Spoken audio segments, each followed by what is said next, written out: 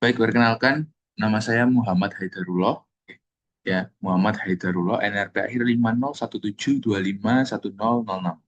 Oke, pada kesempatan ini, video yang kedua ini, saya mendapatkan pertanyaan, jelaskan prinsip dan konsep skala Mohs, skala kekerasan Mohs pada mineral, serta bagaimana aplikasinya dalam identifikasi di lapangan.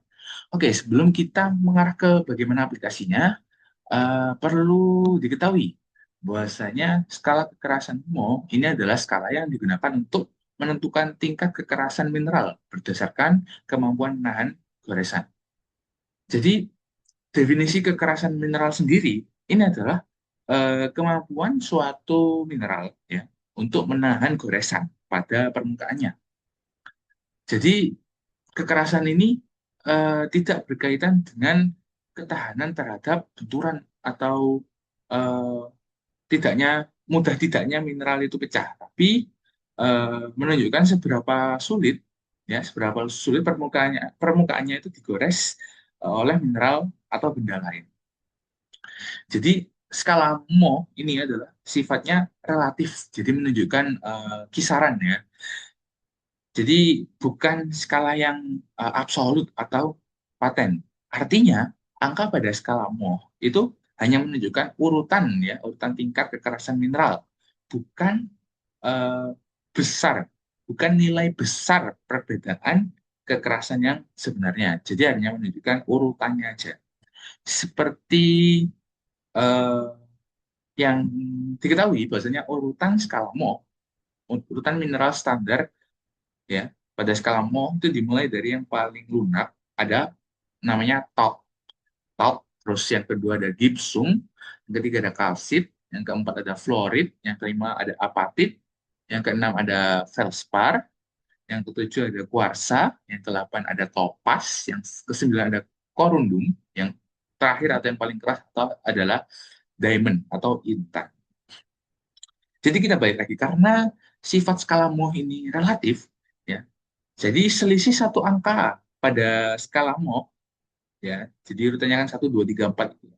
Jadi selisihnya angka itu tidak tidak menunjukkan selisih kekerasan yang sama. Jadi bukan berarti urutan pertama dan urutan kedua itu kan selisihnya satu, itu berarti eh, nilai nilai kekerasannya itu hanya selisih satu, enggak.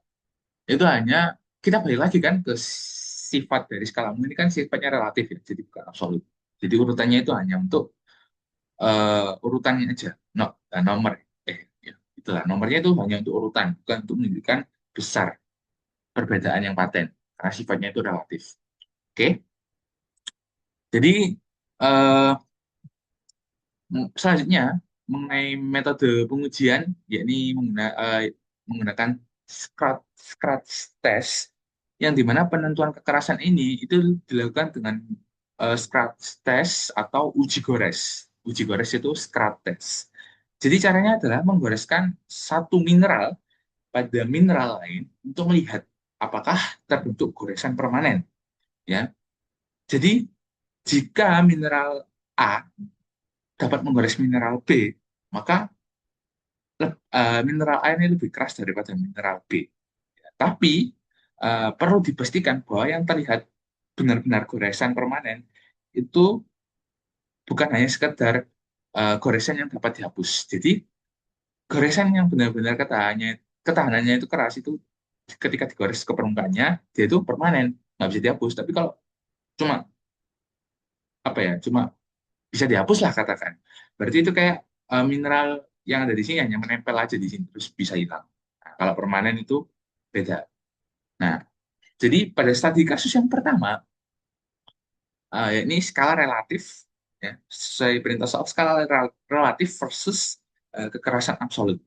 Jadi salah satu hal penting yang sering disalahpahami bahwa skala Mohs ini tidak bersifat linear, ya, tidak bersifat linear.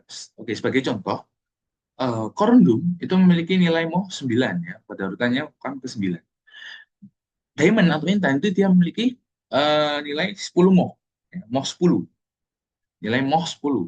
Jadi walaupun hanya berbeda satu saja, tapi secara kekerasan itu absolutnya Intan itu hampir 4 kali lebih keras daripada korundum yang ke-9. Jadi peningkatan dari moh yang ke-9 korundum ke moh ke-10 diamond itu peningkatannya jauh lebih besar dibandingkan peningkatan kekerasan dari moh yang pertama sampai ke-9. Jadi peningkatan kekerasan dari moh ke-1 sampai ke-9 itu relatif rentangnya itu eh, tidak begitu jauh. Sedangkan ketika 9 ke 10 ke Intan itu rentangnya itu sangat jauh. Itulah kenapa Intan itu eh, termasuk mineral yang memiliki ketahanan yang tinggi. Ya. Oke, jadi yang tadi kasus kedua, penggunaan alat bantu di lapangan. Jadi dalam kegiatan lapangan, seorang geolog itu seringkali tidak membawa satu set mineral standar MOH. Nah, oleh karena itu, digunakan benda-benda sehari-hari yang nilai kekerasannya itu bisa jadi alat pembanding. Jadi benda-benda sehari-hari itu seperti contoh, kuku manusia itu 2,5, koin tembaga, koin tembaga ya, itu 3. Nah, paku besi itu 5,5. Nah, terus ada juga pecahan kaca itu 6,5. Nah, benda sehari-hari ini itu menyesuaikan dengan karakteristik dari mineral moh pertama sampai moh ke-10. Jadi punya karakteristik yang memang itu bisa diukur melalui benda sehari-hari. Tapi ingat, bahwasanya skala moh ini rentangnya itu relatif. Ya, skalanya itu rentangnya relatif bukan absolut. Oke. Jadi, skala kekerasan mu ini adalah metode identifikasi mineral berdasarkan ketahanan terhadap goresan, ya. Memiliki sifat yang relatif, non absolut, ya. Jadi, pengujiannya itu tadi dilakukan menggunakan scratch test atau uji goresan, ya. Bisa menggunakan benda sehari-hari, ya. Pada studi kasus kedua tadi, yang benda sehari-hari itu seperti yang saya sebutkan, contohnya ada kuku, koin, ada juga paku, ada kaca. Nah, contoh ini ya itu sudah disesuaikan dengan karakteristik dari tiap mineral atau tiap moh. Ya. Jadi moh pertama ini karena dia sangat lunak, ya, top itu sangat lunak, dia itu bisa pakai kuku hingga kisaran urutan moh yang ketiga.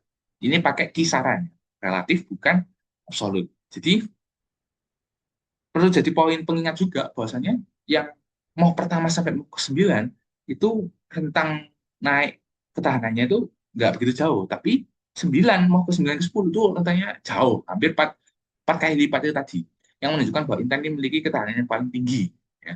Tapi secara MOV dia itu memang 9 ke 10 ya, tapi secara nilai sesungguhnya, ketahanan sesungguhnya itu rentangnya jauh.